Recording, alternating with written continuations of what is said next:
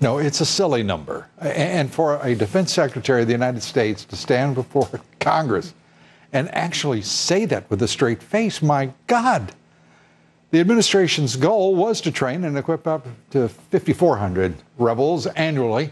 Carter's comments come just a day after the president declared that our Islamic State strategy depends on local forces.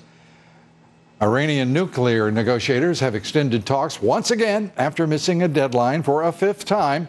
Here to help make sense of it all, former Pentagon official, Fox News national security analyst KT McFarland, and journalist and residence at the Foundation for the Defense of Democracies, Claudia Rosett. Claudia, good to have you with us. Let me start, Claudia, with you.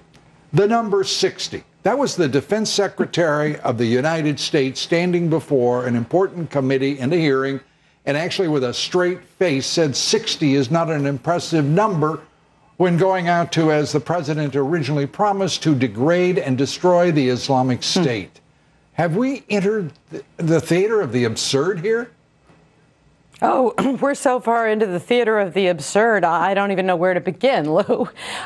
Look, 60, what that really means is we're turning this over to the Iranians, whom we have already been helping on this front, which leads you to the Iran nuclear talks. There is a massive American capitulation going on here to the world's leading terrorist sponsoring state, which, by the way, is not going to be stopped by the current endlessly protracted talks from getting nuclear weapons. So, yeah, 60 is an emblem here of very bad things. Perhaps it's an avatar for the whole absurdity that seems to be this administration's foreign policy, Katie. Yeah, it's all about Iran. It's all about President Obama's obsession with Iran that he's had since 5 minutes after being sworn into office, when he said we're going to extend the hand of friendship to Iran, just unclench your fists. So President Obama has been chasing after a deal with Iran, and all of these things, if you pull the string, it's all about Iran. Why is nobody signing up to be trained to fight ISIS? Because guess who's fighting? They'd have to fight alongside the Iranians. If we wanted to really deal with ISIS, we'd arm the Kurds and we'd arm the Anbar Sunnis. We're not doing that. Why? Because of Iran. Iran doesn't want strong Kurds. Iran doesn't want strong Sunni Arabs. All of the things go back ultimately to President Obama's obsession with having a deal with Iran, a deal at any price, at any cost. You and Claudia sound as though that you have reached basically the same conclusion here, that this is capitulation, to use Claudia's word. Is there not a role here for our Senate, for our Congress, for the loyal opposition? Is there not some voice that can be heard above all the others to say to this president, are you out of your mind? I know Netanyahu's tried. He's been dismissed.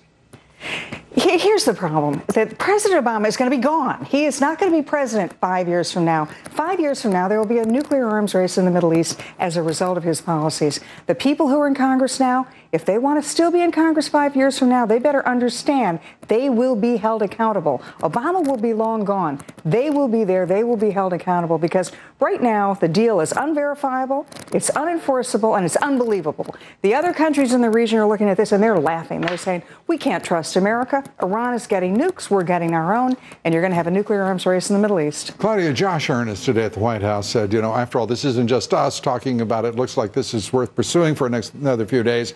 It is the 5+1 countries as well, the permanent UN countries, plus, of course, Germany.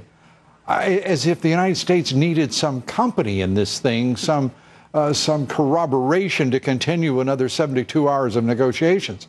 The White House, they just look so enfeebled, so impotent. It is pitiful. The layers of the absurd here are endless.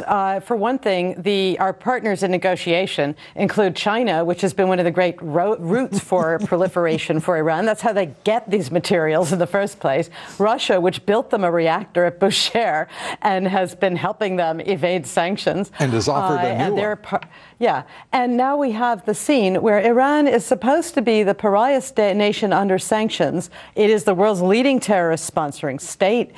death to America, death to Israel. That's what it chants. It bankrolls terrorists, Hezbollah, Hamas. It was planning to murder people in Washington not so long ago. And we have had a scene at the negotiating table in Vienna for more than 19 months now, where all these world powers, the U.S., U.K., France, China, Russia, and Germany, are being dictated to by Iran. I think China and Russia don't mind, but the U.S., which is really the leader here, has been falling all over itself to concede. When Iran makes demands, the U.S. complies. We've got right now the American Secretary of State, who has been parked in Vienna since June 26th, for almost a fortnight, hoping to appease Iran into a deal. This is a message that countries like North Korea, China, other countries in the Middle East are going to read as it's open season, do anything you want, folks. And seeking the bomb is very rewarding. It looks as if the principal obstacle then is really, can this president bow low enough to the Ayatollah? Well, look, 11th hour renegotiation happens all the time. And that Gorbachev tried it with Reagan. The North Vietnamese tried it with Kissinger. You got to stand up and you got to say enough. You got my phone number, call me. When you're ready to make a deal, fine. Otherwise, you're on your own. And you know who comes back crawling? Iran, because they cannot economically deal with sanctions. In that case, I somehow have an image of if they're going to come crawling, I better not tell you what the image is. Katie, thank you very much. X-rated. Exactly. Good to have you both with us. You've not lifted our spirits, but you've certainly brightened the room and our view of the future. Thank you.